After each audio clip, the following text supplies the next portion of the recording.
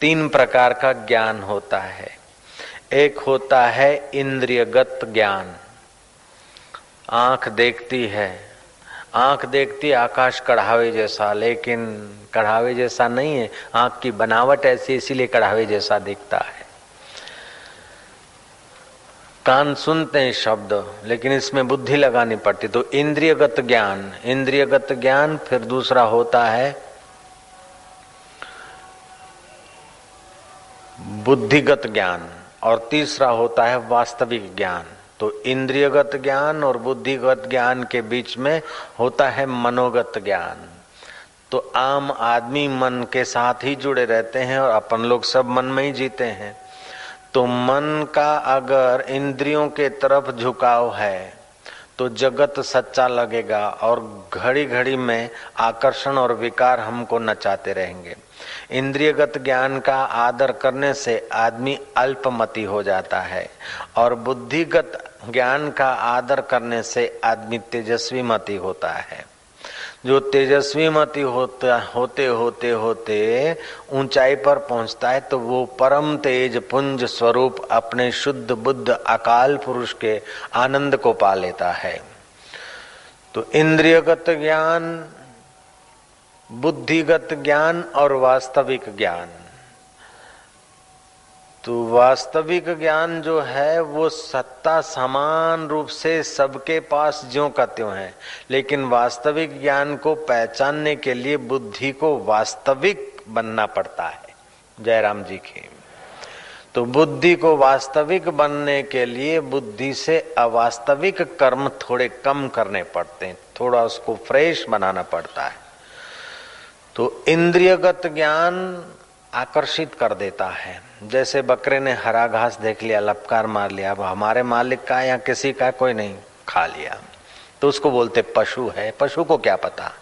तो जो इंद्रियगत ज्ञान का अधिक आदर करता है उसकी मति अल्प होती है, पाशवी जीवन जीना पड़ता है उसको।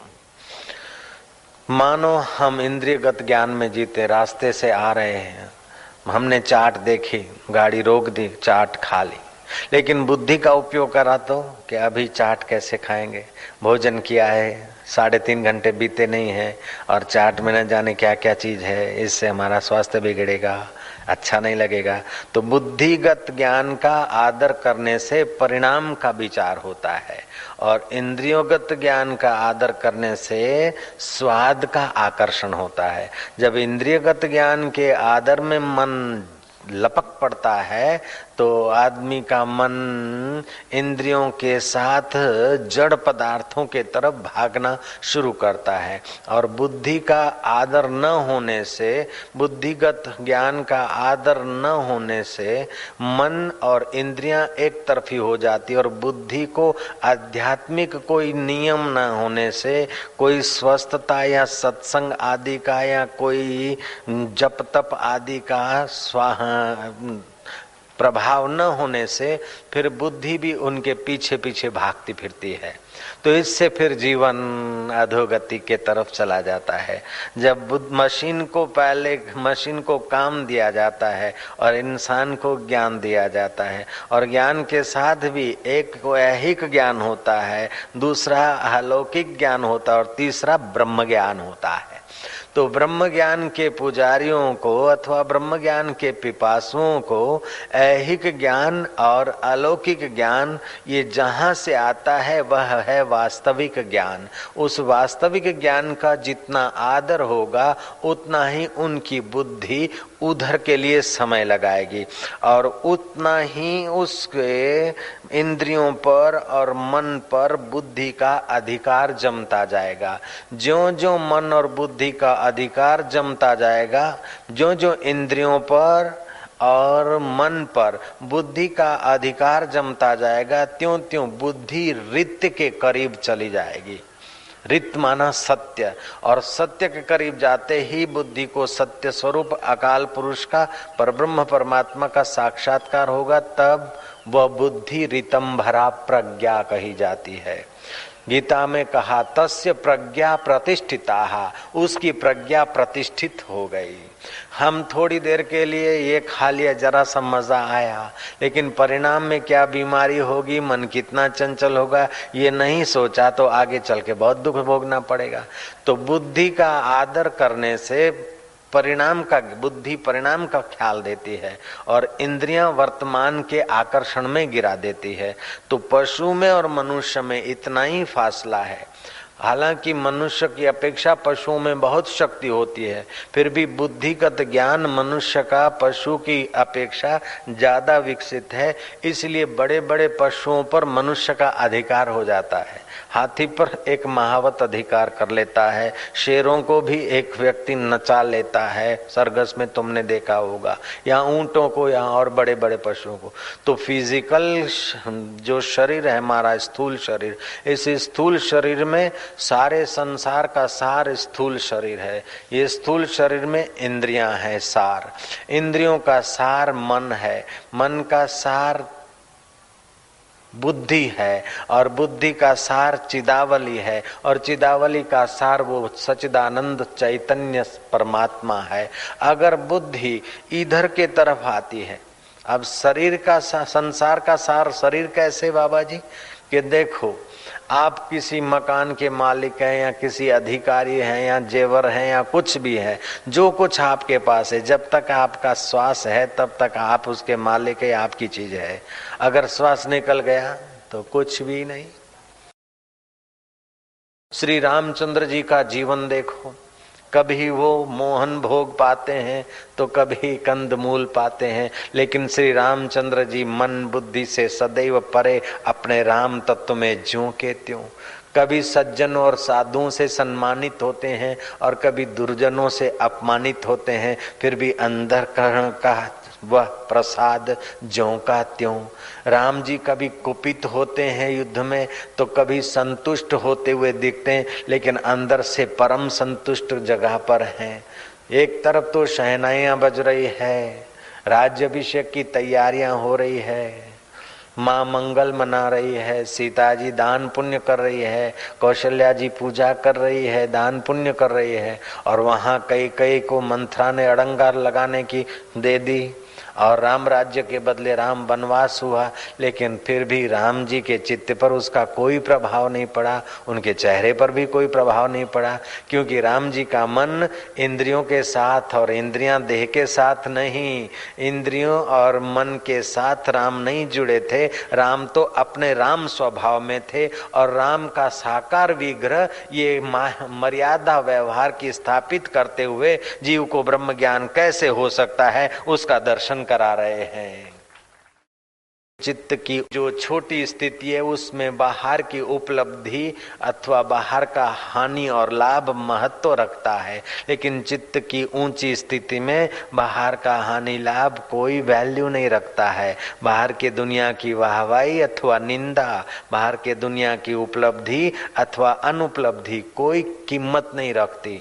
जैसे सरोवर के किनारे, दरिया के किनारे अनजान आदमी खड़ा है, देखता है एक तरंग उठा, दूसरा उठा, कोई मैला है, कोई बड़ा है, कोई छोटा है, कहीं रेतीला तट है तो कहीं मिट्टीला तट है। तो मिट्टी के तट पर तरंगे मैले दिखते हैं, पत्थरों के तट पर तरंग कुछ स्वच्छ दिखते हैं। तो ये उछलते कूदते शोर मचाते तरंगों की गहराई में शांत उदधि है, ये उस बेचारे को पता ही नहीं। ऐसे ही यहाँ हमारे अंतःकरण की ओछी स्थिति में ये मेरा तेरा, अच्छा बुरा, ये विकारी है, अच्छा है, पापी है, पुण्यात्मा है, ये सब दौड़ धूप होती है, लेकिन गहराई में देखो तो कोई नहीं। एक नूर ते सब जग उपजा, कौन पले कौन मंदे। तुलसीदास जी महाराज जा रहे थे, जहाँ से प्रभु जी यात्रा किए हैं वनवास की, वहां से तुलसीदास जी ने थोड़ी यात्रा की। यात्रा करते करते ऐसे जंगल में पहुंचे जहाँ पगडंडी पर एक विलासी आदमी वैश्या के साथ अपना भोग विलास कर रहा है। तुलसीदास ने सोचा कि वापस मुड़ूंगा तो भी संकोच होगा उसको, और वहां जाऊंगा तो भी संकोच होगा। अब मेरे जाने बोलने से ये बदलेगा नहीं, अब मैं क्या करूं। संत तुलसीदास जी ने आंखें बंद कर दी, लीला कर लिया, वो डंडा ठोकने लग गए। ए भाई, मुझे अंधे को कोई रास्ता दिखाने वाला है कोई मुझे अंधे को रास्ता दिखाने वाला? वो विलासी आदमी ने कहा, ए बाबा, ए सूरदास, सीधे सीधे चले जाओ, बस यही है ये घाटी से निकलने का रास्ता। वो तुलसीदास जी लकड़ी ठोकते ठोकते वो सकड़ी जंगल की घाटी से निकल गए। बाहर आए तो देखा कि सियाराम जी सामने। प्रभु प्रभु आप कैसे? बोले सज्जनों में तो सब कोई मुझे देखता है, लेकिन दुर्जन की गहराई में भी जो मुझे देखता है उसको देखने के लिए मैं बिना बुलाए आ जाता हूँ। अब समाज का सामाजिक दोष कहो, व्यक्ति का व्यक्तिगत दोष कहो, व्यक्ति जैसा अपने को अपने रहना सहना चाहता है, अपने को जैसा अच्छा लगता है, ऐसे लोगों को वो अच्छा मानता है और दूसरे लोगों को बुरा मानता है। तो ये किसी से राग होगा और किसी से द्वेष होगा, तरंगों में ही जीवन खप जाएगा। जय राम जी की। मुंडे मुंडे मतिर भिन्ना, सब अपने अपने प्रारब्ध से आते हैं। कोई सीधा नरक से आया है तो कोई सीधा स्वर्ग से आया है। एक ही पिता के 4 बच्चे एक जैसे नहीं होते, कोई दुर्योधन जैसा होता है तो कोई अर्जुन जैसा भी होता है।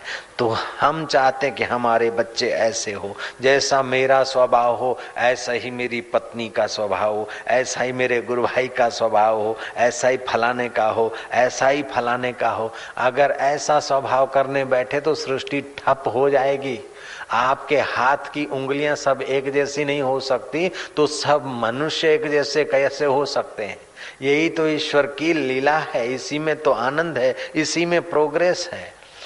कोई केजी वाला है तो कोई चौथी वाला है, कोई एमए वाला है तो कोई पीएचडी वाला है, तो कोई श्री गणेश कर रहा है। तो ये संसार रूपी पाठशाला है, इसमें सब लोग अपनी अपनी प्रारब्ध से उतार चढ़ाव सहते सहते प्रोग्रेस करने के लिए भेजे जाते हैं।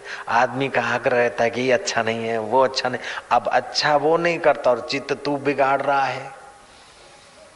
योगी ये सब जानते हैं तो अंदर से योगी संतुष्ट होते और बाहर से ऊपर से राम जी का भी रोष भी कर लेते हैं और कभी संतुष्ट भी हो जाते, लेकिन गहराई में राम अपने में ही रम रहे हैं और हम लोग विकारों में उलझ जाते हैं। जय राम जी बोलना पड़ेगा।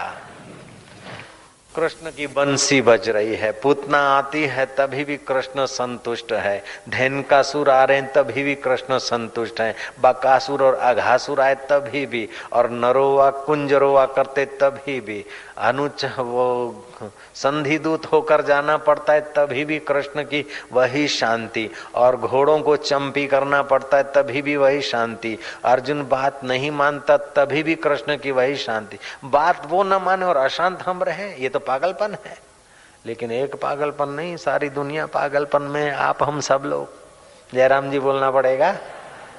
संतुष्ट सततम योगी, जिसने उस दरिया की गहराई का स्वाद ले लिया है वो भीतर से संतुष्ट रहता है। रागे रागवताम, राग के समय राग जैसा लगेगा लेकिन अंदर से राग नहीं, द्वेष के समान, द्वेष के वक्त द्वेष जैसा लगेगा।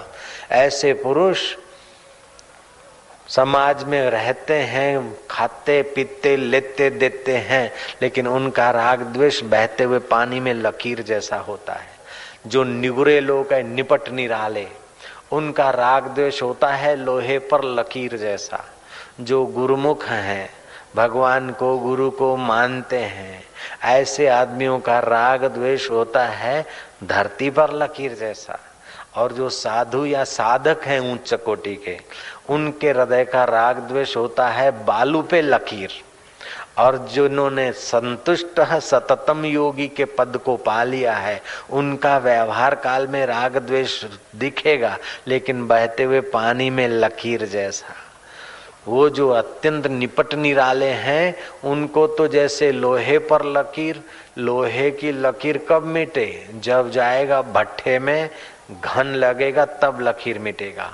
मृत्यु की घन लगता है तब आदमी राग द्वेष भूलता है, नहीं तो 20 साल हो गए बदला लिए बिना आदमी मरने के बाद सांप होके भी बदला लेते हैं। जयराम जी के ऐसे होते निपट निराले, ऐसे भी कई केस हमने देखे सुने होंगे। तो वो एकदम फोर्थ क्लास होते हैं। बाकी के जो लोग होते हैं, थोड़ा समय गया, दिवाली आई, किसी ने जो भूल कर दी, राग द्वेष है, लेकिन किसी निमित्त से किसी ने मिला दिया, समझौता कर दिया, चलो हाथ मिला दिया, मिठाई खा ले यार, जो हो गया भूल गया यार, तू बंदे भूल, ले खा लो मिठाई, बोले सोनिया सत श्री अकाल, भूल गए बंदे सदे, ठीक हो गया। तीसरे वो बंदे होते हैं कि किसी ने मिलाया जुलाया नहीं, लेकिन समय बीत गया। समय बीतने पर, जैसे थोड़ा समय बीतने पर बालू पर हवा चलती है ना, तो बालू की लकीर बन भर जाती है। थोड़ा समय गया, अच्छा छोड़ो यार, जो करेगा अपना क्या हो गया, वो भी आखिर बंदा है, वो भी साधु है, असाधु है, साधु में भी होता है, लेकिन उदार हृदय के साधु होते हैं कि चलो यार, चलो गुरु भाई, जो हो गया यार, चलो। कभी कभी तो साधुओं की बोली बड़ी अटपटी होती है। कभी कभी लड़ते और शाम को फिर उसी जगह मिलकर भोजन खाएंगे। तो ये बालू पे लकीर जैसा है। लेकिन ब्रह्मवेता जो है वो तो बहते पानी में लकीर जैसा। राग दिखेगा, अनुकूलता में प्रतिकूलता में उनके चित्त की स्थिति अथवा उनका हाव भाव दिखेगा। लेकिन जैसे पानी में आपने लकीर पकड़ी है, उंगली पकड़ी है, तो दिख रही है लकीर, लेकिन दिखते दिखते ही मिट रही है। इतना शुद्ध चित्त हो जाता है। समझ, ऐसे पुरुष सतत संतुष्ट रहते हैं। संतुष्ट सततम योगी है। यत आत्मा, जो यत्नशील है, प्रयत्नशील है, अपने हृदय को नहीं बिगाड़ना चाहते। राग से भी हृदय बिगड़ता है और द्वेष से भी हृदय बिगड़ता है। हम लोग भजन तो करते हैं, लेकिन अपने हृदय की रक्षा करने का ख्याल अगर नहीं करते न, तो भजन 25 साल करते रहो, इतना फायदा नहीं होता जितना होना चाहिए। अगर हृदय की रक्षा करके हम भजन करते तो 25 महीने का भजन भी बहुत चमत्कार कर देता है, 25 हफ्ता का भजन भी बहुत चमत्कार कर देता है। आप बुरा न मानो तो मैं खुदा की कसम खा के बोलता हूँ कि 25 दिन का भी भजन भी बहुत चमत्कार कर देता है। ऐसे भी प्रयोग है। रक्षताम रक्षताम कोशा नाम अपि हृदय कोशम, हृदय कोश की रक्षा करो। आदमी कपड़े को तो संभालता है, रुपए को तो संभालता है, कुटिया को तो संभालता है, तुम्बा को तो संभालता है, लेकिन ये हृदय रूपी तुम्बा को संभाले तो बेड़ा पार हो जाए। नारायण बोलो ना तुम लोग, नारायण नारायण। नर नारी में जो चमचम चमक रहा है, जो हृदय की धड़कनें चला रहा है, उस परमेश्वर का नाम है नारायण। तो जो भी काम हम करें उस नारायण की स्मृति वाला करें, इससे हृदय हमारा स्वच्छ होगा और बुद्धि पुष्ट होगी। तो दूसरी बात भगवान कहते कि एक पहली बात है संतुष्ट सततम योगी। योगी ही सतत संतुष्ट रह सकता है, भोग में सतत सुख देने की शक्ति नहीं। ये बात समझ लेना चाहिए। जिस दिन ये बात ठीक से समझ में आ गई कि दुनिया की सब चीजें एक व्यक्ति को दे दी जाए, फिर भी पूर्ण संतुष्ट नहीं होगा। अगर पूर्ण संतुष्ट जैसा दिखता है, बोलता मैं पूर्ण संतुष्ट हूं, तो या तो बेचारा वो बेवकूफ है या तो धोखा देता है। दुनिया की सब चीज एक व्यक्ति को दे दे, सारी सत्ता एक व्यक्ति को दे दी जाए, सारा सौंदर्य एक व्यक्ति के पास आ जाए, फिर भी प्रकृति पूर्ण नहीं, तो प्रकृति की चीजें पाकर पूर्ण सुखी कौन हो सकता है। संतुष्ट सततम योगी ही यतात्मा दृढ़ निश्चया। योगी कैसा कि जो यत्नशील है और दृढ़ निश्चय है। फिर मई अर्पितो मनोबुद्धि, मुझ में जिसने मन बुद्धि अर्पित किया, इंद्रियों में नहीं, विषयों में नहीं, संसार के उतार चढ़ाव के तरंगों में नहीं, लेकिन मुझ गहराई स्वरूप चैतन्य में जिसने मन बुद्धि अर्पित किया। तुलसीदास ने खूब सुंदर बात कही, सो जाने जासुदेव जनाही, जानत तुम ही हो जाई। उसको जानने से वो वही रूप हो जाता है। तो ऐसा पुरुष जब वही रूप हो गया तो फिर उससे तत्र कह शोक कह मोह एकम अनुपश्यति। उसको शोक कहाँ, मोह कहाँ, वो तो एक ही एक देखता है। जिधर देखता हूँ खुदा ही खुदा है, खुदा से न कोई चीज जुदा है। जब अव्वल और आखिर खुदा ही खुदा है तो अब भी वही है, क्या उसके सिवा है आगा जो अम्बा जरों का जेवर में, मियाँ से न हरगिज वो गैर हो रहा है। जिसे तुम दुनिया समझते हो गाफिल, वो कुल हक ही हक है, न जुदा है न बका है। सही बात तो भगवान हमसे एक मिनट के लिए भी अलग नहीं हो सकते। हम ईश्वर से दूर हो नहीं सकते। हमारे बाप की भी ताकत नहीं कि हम ईश्वर से दूर हो सके, और ईश्वर की भी ताकत नहीं कि हमारे से दूर हो सके। जयराम जी तो बोलना पड़ेगा। बीरबल बैठा था, अकबर ने देखा कि इसको छेड़खानी करे कुछ ज्ञान मिलेगा। बीरबल को देखकर अकबर मुंह छेंटता है, बोले दे देख बीरबल कैसा लगता हूं। बोले जहां पना तुम तो बहुत बड़े, खुदा से भी बड़े। बोले ये क्या, वो जरा धर्म का थोड़ा ख्याल रखता था। अकबर ने हिंदू धर्म का थोड़ा आदर किया और हिंदू सरदारों को साथ में रखा, इसलिए अकबर का डिम डिम चला। बाकी के लोगों ने ये अक्ल का उपयोग नहीं किया तो उनकी शक्लें बदल गई, शैतानी कार्रवाइयों में लग गए। तो बीरबल ने कहा कि हजूर आप तो खुदा से भी बड़े। बोले ये क्या बदतमीजी, मैं खुदा से बड़े कैसे? बोले क्यों नहीं हजूर, खुदा अपने राज्य में से किसी को निकाल नहीं सकते, आप तो निकाल सकते। खुदा अपने राज्य में से किसी को नहीं निकाल सकता, जैसे आकाश आपको किसी को नहीं निकाल सकता। आप अपने में से आकाश को नहीं निकाल सकते और आकाश अपने में से तुमको नहीं निकाल सकता है। और दूसरी बात कि हजूर आप अभी दिखे और बाद में छुप सकते, लेकिन एक बार जो रब दिख जाता है, वो राम दिख जाता है, फिर राम की ताकत नहीं कि छुप सके। एक बार राम दिख जाए, अनुभव में आ जाए, एक बार ज्ञान हो जाए, उसका अज्ञान नहीं होता है। ये अलार्म छोटी सी घड़ी है सफेद, ये आपने देख ली, इसका आपको ज्ञान हो गया। अब हमने इसको छुपा दिया, आपको बातों में लगा दिया। आप इसकी विस्मृति कर सकते हैं, इसका मैं आदर्शन छुपा दिया, आपको आदर्शन हो सकता है, लेकिन इसका मैं अब ज्ञान नहीं छीन सकता हूं आपसे, चाहे मैं 1000 कोशिश करूं।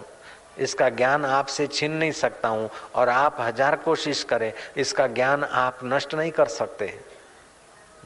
भले अचेतन मन में विस्मृति हो जाएगा, लेकिन ज्ञान रहेगा। अब 10 दिन के बाद दिखाऊं, हाँ मैंने देखा था। अरे 10 साल के बाद किसी व्यक्ति को देखा, एक बार ज्ञान हो जाता, अरे आप फलाने, हाँ फलाने। तो एक बार जब जड़ वस्तुओं का ज्ञान होता है तो वो नहीं छीना जा सकता है। तो सदा रहने वाले राम का एक बार ज्ञान हो जाए तो फिर अज्ञान कैसे होगा? भगवान का एक बार ज्ञान हो जाए ठीक से, वो कैसे होगा कि जो मन बुद्धि विकारों में लगे हैं, जो मन बुद्धि मैं तू में उलझे, उस मन बुद्धि को मुझ में जब लगाने की कला पा लेगा, तो कला पाने के लिए मई अर्पित मनोबुद्धि यो मद भक्त सम में प्रिय है। ऐसा जो भक्त है वो मेरा प्यारा है। जो भगवान का प्यारा है तो भगवान उसके प्यारे हो गए। तो जैसे तरंग और सागर अभिन्न होता है, ऐसे ही वह जीव ब्रह्मरूप हो जाता है। फिर जीवात्मा की संज्ञा जैसा बाहर से, उसके शरीर की संज्ञा भले कह दो फलाने महाराज, फलाने भाई, फलाने माई, लेकिन अंदर से तो वही चीज है। अर्जुन उसमें और मुझ में फिर फेर नहीं। अगर फेर देखना चाहते हो तो वो शरीर है और मैं आत्मा हूँ। नहीं, मैं शरीर और वो मेरा आत्मा है। जैसे 2 दियों का प्रकाश कमरे में हो, अब कौन से दिए का कौन सा प्रकाश भिन्न करना असंभव है, ऐसे उस योगी का आनंद और सच्चिदानंद का आनंद एक ही हो जाता है। ये भारतीय संस्कृति की विशेषता है कि जीव को कितना ऊपर उठाती है। और लोग और धर्म सब अपनी अपनी जगह पे अच्छे हैं, लेकिन और समझते हैं कि तुम अच्छा करो, बिस्त में जाओगे, वहां शराब के चश्मे मिलेंगे, खूब भरपेट शराब पियो, हुरे मिलेगी, हुरे मना वैश्य मिलेगी। लेकिन सनातन धर्म, हिंदू धर्म कहता है कि अच्छा करो लेकिन भगवान को अर्पण करो, और भगवान को अर्पण करने से मन बुद्धि शुद्ध होगी, मन बुद्धि शुद्ध होगी तो भगवान में लगेगी, स्वर्ग भी उसके आगे कुछ भी नहीं। तीन टूक कौपी न की भाजी बिना लूण, तुलसी हृदय रघुबीर बसे तो इंद्र बापड़ो कूण। ये भारतीय संस्कृति की महिमा है। पीत्वा ब्रह्म रस योगिनो भूत्वा उन्मतः, इंद्रोमपि रंकवत भाष्येत अन्यस्य क्या वार्ता। ऐसे सतत संतुष्ट भृगु जी महाराज, भृगु ऋषि रहते थे अपने आत्मानंद में। कभी दूध दाद पी लिया, कभी थोड़ा टिक्कड़ विक्कड़ खा लिया। संत की सेवा करना सरल है।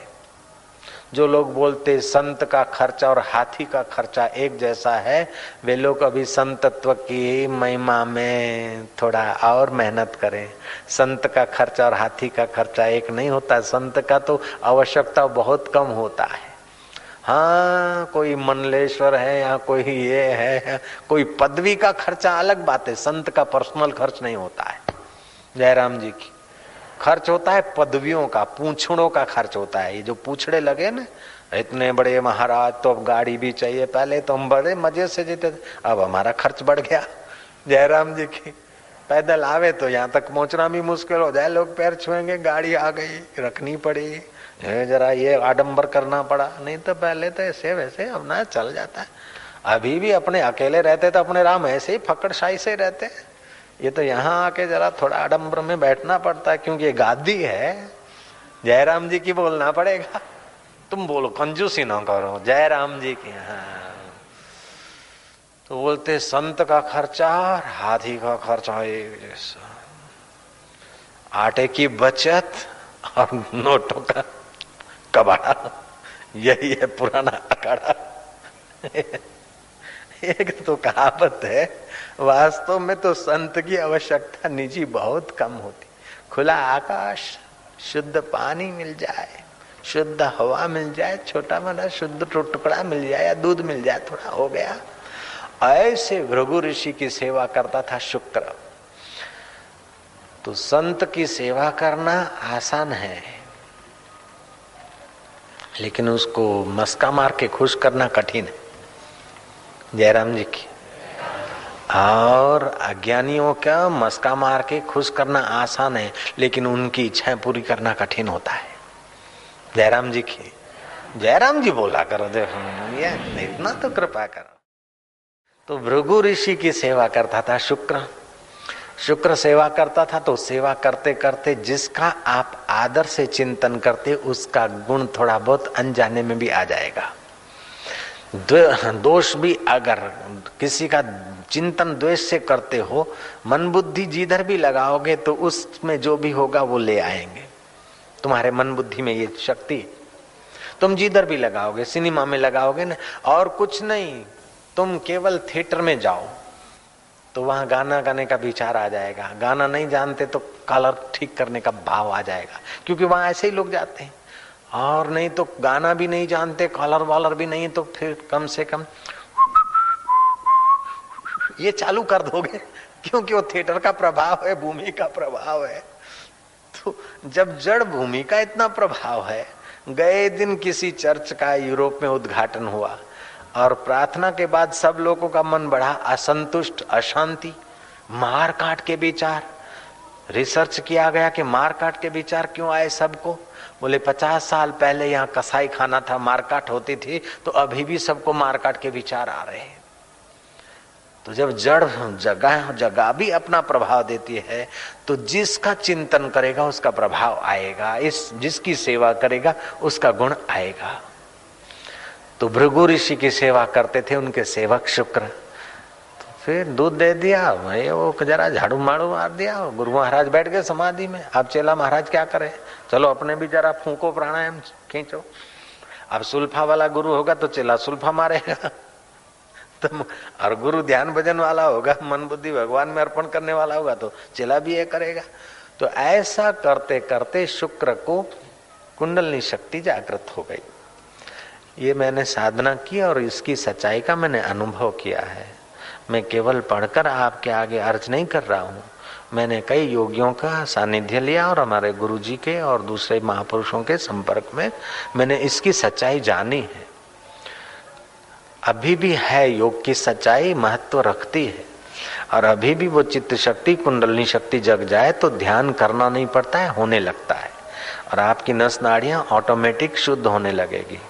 आपको किस वक्त कौन से आसन की जरूरत है वो आप ध्यान में बैठेंगे, ऑटोमेटिक ध्यान में आसन शुरू हो जाएंगे, एक्शन से शुरू हो जाएगी। ये बिल्कुल पक्की बात है, सच्ची बात है, अनुभव की बात है। तो एकांत में रहने वाले भृगु ऋषि जो धारणा ध्यान समाधि करके अपने आत्मा परमात्मा में संतुष्ट थे, उनके वाइब्रेशनों का प्रभाव, उनकी सेवा का पुण्य शुक्र को ध्यान लगने लग गया। शुक्र को ध्यान लगने लग गया। एक होता है ध्यान करना और दूसरा होता है ध्यान हो जाना। ध्यान करने में हम लोगों को मेहनत भी करनी पड़ती है, सावधानी भी रखनी पड़ती है और कई बार ध्यान नहीं भी लगता है। और ध्यान जब होने लगता है, जो होने लगता है उसकी थकान नहीं होती। जैसे आंख की पलकें अपने आप चलती तो इसकी कोई थकान नहीं, श्वासोश्वास अपने आप चलता है तो कोई थकान नहीं। लेकिन ऐसी ज्ञान मुद्रा करके बैठो, जरा सा मन इधर उधर गया तो खुल जाएगी। ज्यादा देर करके बैठो तो थकान हो जाएगी। आपने आंख की पलकें खाली गिनती से चलाओ तो थक जाओगे, और चल रही है स्वाभाविक तो नहीं थकेगा। तो ध्यान करना ये आरंभ है। लेकिन कोई महापुरुष मिल जाए युक्ति वाले और थोड़ा सा उनका अपना कृपा का धक्का मिल जाए तो ध्यान होने लगता है। जब ध्यान होने लगता है ना तो अंदर से स्वाद रस अनुभूतियां आने लगती, और फिर अपने आप आदमी के वो केंद्र रूपांतरित होते रहते हैं।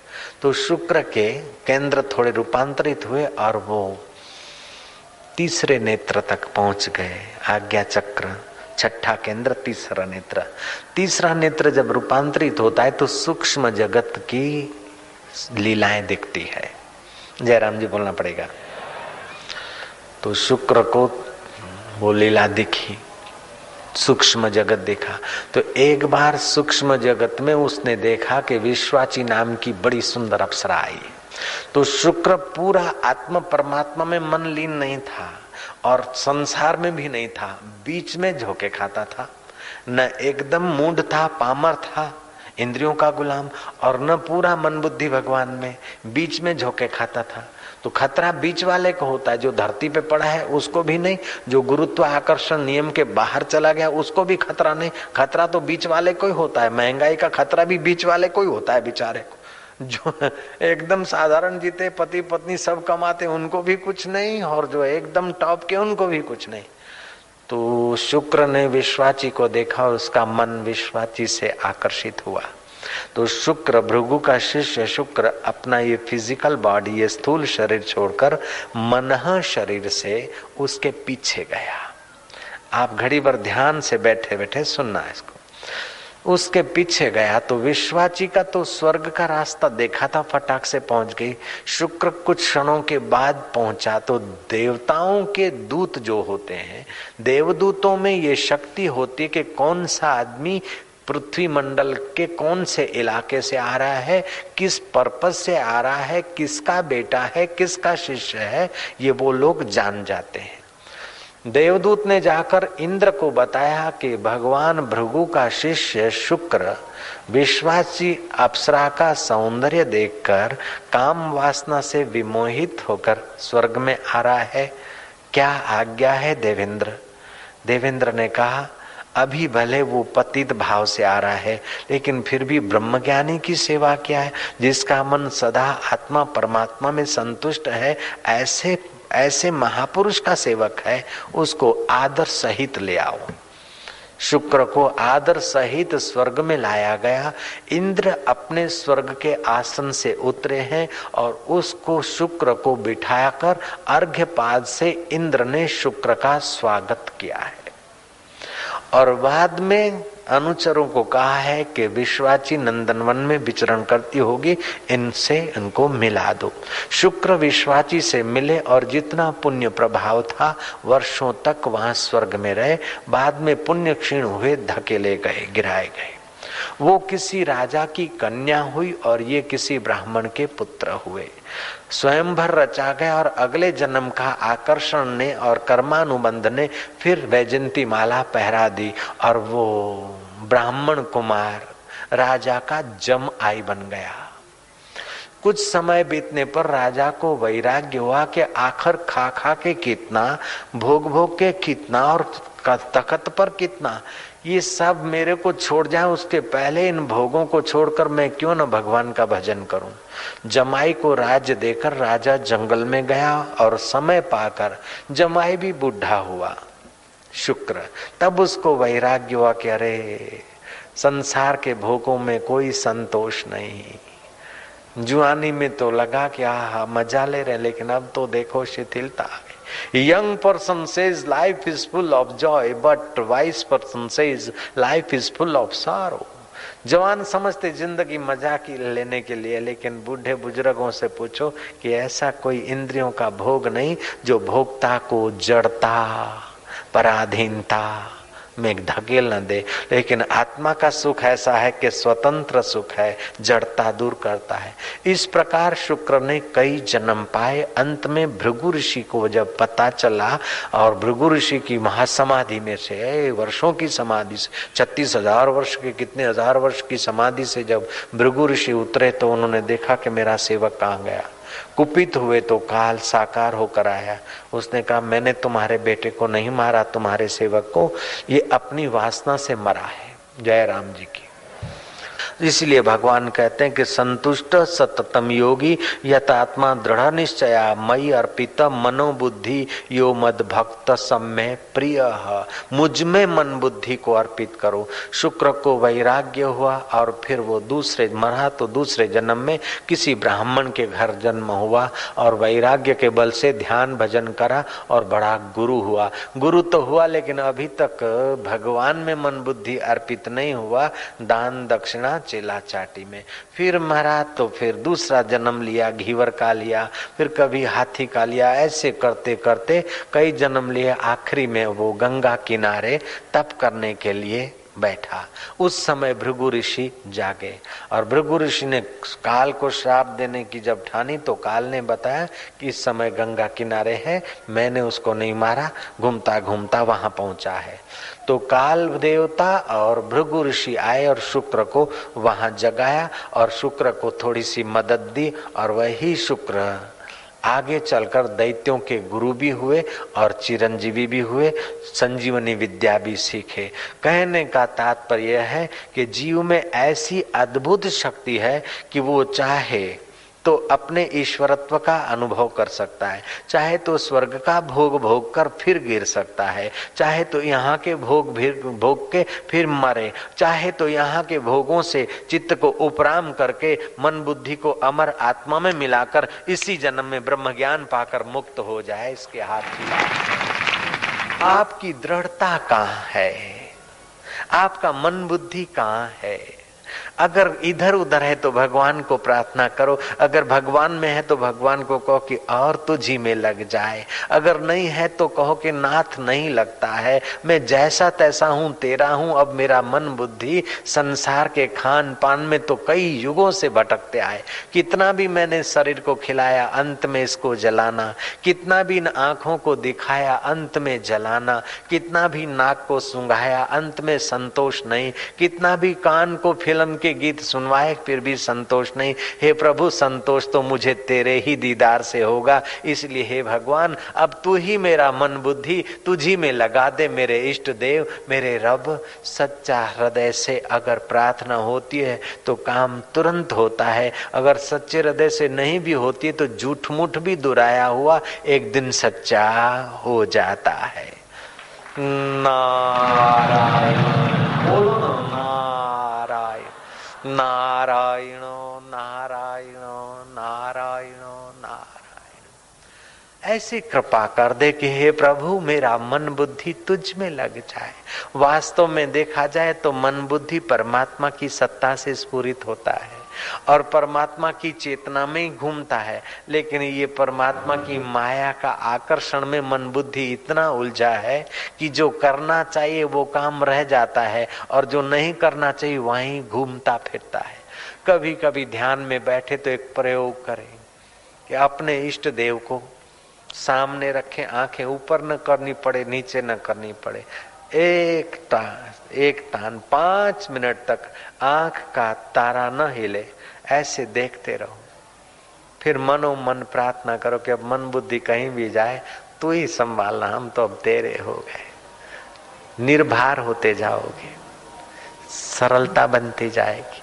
कभी बैठे हैं, होठ बंद कर दिए, दांत खुले रखे, बीच तालू, न तालू को छे न नीचे, बीच में जिह्वा रख दी, श्वास जाए उसको गिनो। एक श्वास अंदर जाता है, शिव भक्त शिव कह दो, राम भक्त राम कह दो, जो आपको अच्छा लगता है श्वास में कह दो। बाहर आए तो 1 2 3 श्वासोश्वास की 50 की 60 की 100 की गिनती करो। माला श्वासोश्वास की जगत भगत के बीच जो फेरे सो गुरुमुखी, ना फेरे सो नीच, कबीर जी ने कहा। आपके शरीर की थकान मिटेगी, इंद्रियों का आकर्षण कम होगा और मन बुद्धि अंश मात्र भी भगवान में लगेगा तो आपके मन बुद्धि में तेजस्विता बिल्कुल आएगी, पक्की बात है। नारायण नारायण, जितना हित हराम से उतना हरि से होए, कह कबीर वा दास का पला न पकड़े कोई। जितना इन नश्वर चीजों से, नश्वर तू और मैं से हमारा मन बुद्धि उलझाए, उतना अगर आत्मा से हो तो हमारा पला काल क्या पकड़ सकता है, काल के बाप की ताकत क्या है। तो आज का श्लोक भगवान बता रहे हैं, संतुष्टः सततं योगी, संतुष्टः सततं योगी, यतात्मा दृढ़ निश्चयः, यतात्मा दृढ़ निश्चय, मयि अर्पित मनो बुद्धि, मयि अर्पित मनो बुद्धि, यो मद्भक्त समे प्रिय, यो मद्भक्त समे प्रिय। हरि हरि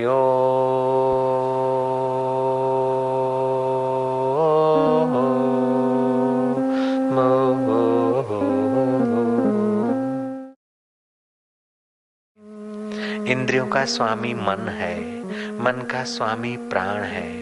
प्राण जितने सूक्ष्म होते हैं उतना तुम्हारा प्रभाव बढ़ जाएगा। 12 उंगल श्वास चलता है, अगर प्राणायाम की रीत का पता चल जाए, 11 उंगल की रिधम पे आ जाए तो पटुता की सिद्धि तुम्हारे चरणों में हाजिर हो जाती है। निष्कामता की सिद्धि तुम्हारे चित्त में अपने आप चमकने लगती है। 2 उंगल श्वास नियंत्रित हो जाए तो सरलता, पटुता और चित्त के प्रसाद का कुछ अनुभव होने लगेगा।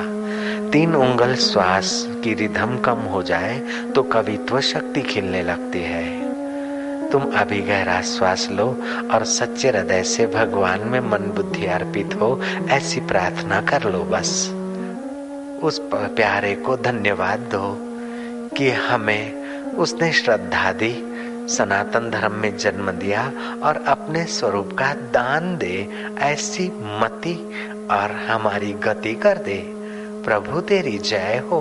मारा वालुड़ा, हे मेरे महाकाल, हे काल के काल अकाल पुरुष, हे आत्मदेव, हे कल्याण स्वरूप, हे शिव स्वरूप, हे आद्य शक्ति जगदम्बा स्वरूप, हे चैतन्य स्वरूप, रोम रोम में रमने वाले मेरे राम, हे कर्षति आकर्षति कृष्ण, हम जैसे तैसे हैं तेरे ही हैं, क्योंकि तुझी से हमारा मन बुद्धि स्फुरित होता है। अब तुझी में अर्पित कर रहे हैं, हम न भी कर सके तो तू मोड़ लेना मेरे मधुर प्रभु। हरि हरि हो।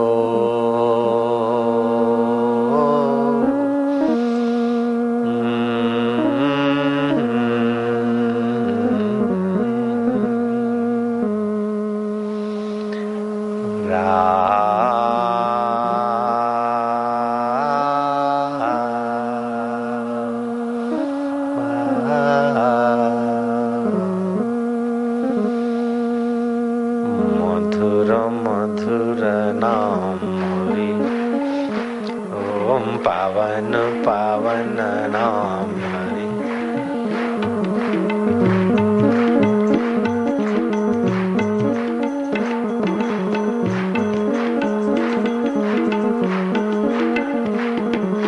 साधक का सहारा नाम हरि हरि भक्तों का प्यारा नाम हरि हरि गौरंग बोले प्यारा नाम हरि का किनारा नाम हरि हरि मंगल मंगल नाम हरि हरि ओम पावन पावन नाम हरि हरि ओम पावन पावन नाम हरि ओम मंगल मंगल नाम हरि हरि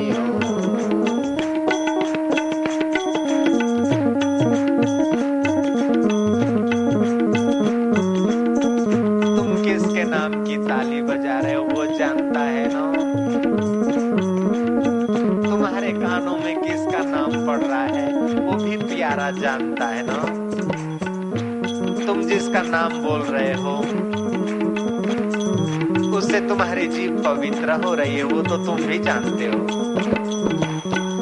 तुम उसको प्यार करते जाओगे तो तुम्हारा मन बुद्धि उसमें मधुर होता जाएगा।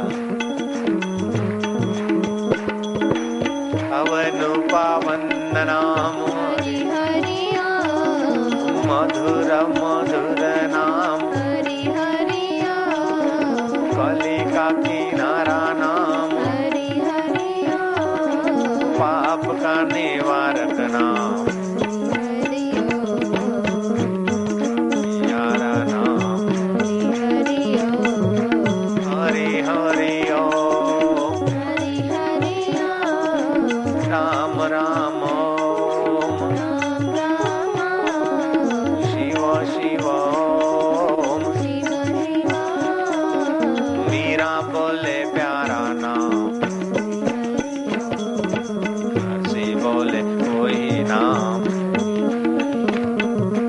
गौरंग का सहारा नाम हरि हरि ओम कली का किनारा नाम हरि हरि ओम पावन पावन नाम हरि ओम मधुर मधुर नाम हरि ओम दिलों का दुलारा नाम हरि ओम कली का किनारा नाम हरि हरि ओम पावन पावन नाम हरि ओम मधुर मधुर नाम हरि हरि हरि हरि